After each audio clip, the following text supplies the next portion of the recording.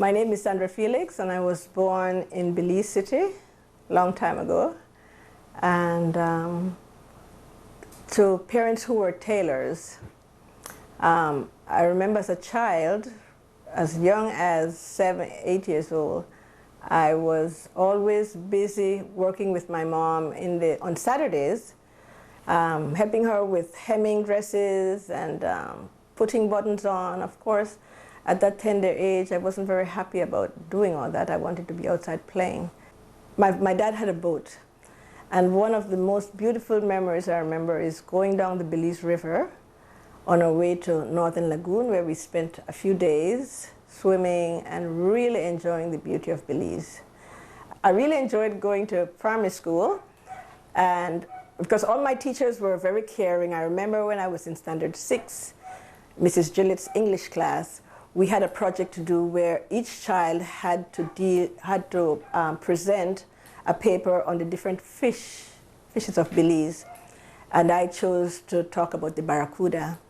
And I remember how helpful she was. We stayed after school, and we didn't have encyclopedias back then, but we had some books in our classroom that talked about the different fishes, and she sat with each of us and helped us to do a project.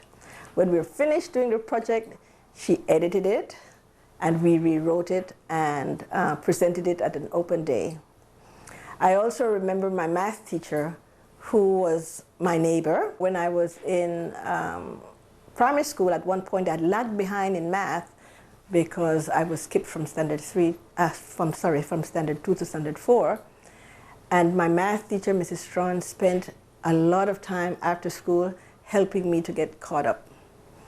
I also remember Miss Flass Casasola, who was our principal, staying after school with us, and me and my other friends, and drilling us with the times tables and drilling us with long division. I had a little problem with long division for a long time, and they spent an inordinate amount of time helping us through.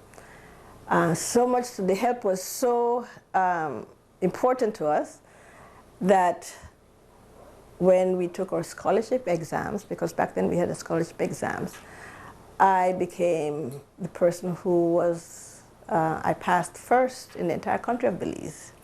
And so I got a scholarship to go to Wesley College. But if it were not for these caring teachers, these caring and loving teachers, I don't know that I would be able to do that.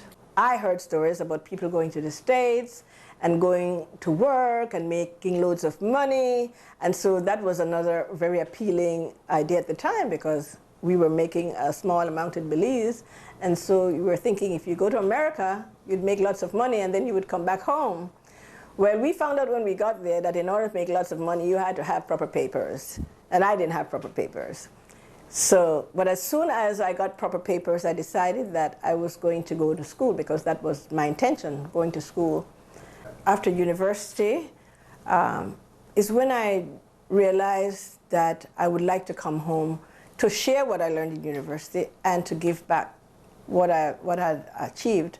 My plan was to come back home with my husband, and an unfortunate incident happened back in 2001. He came home on holiday and he was murdered.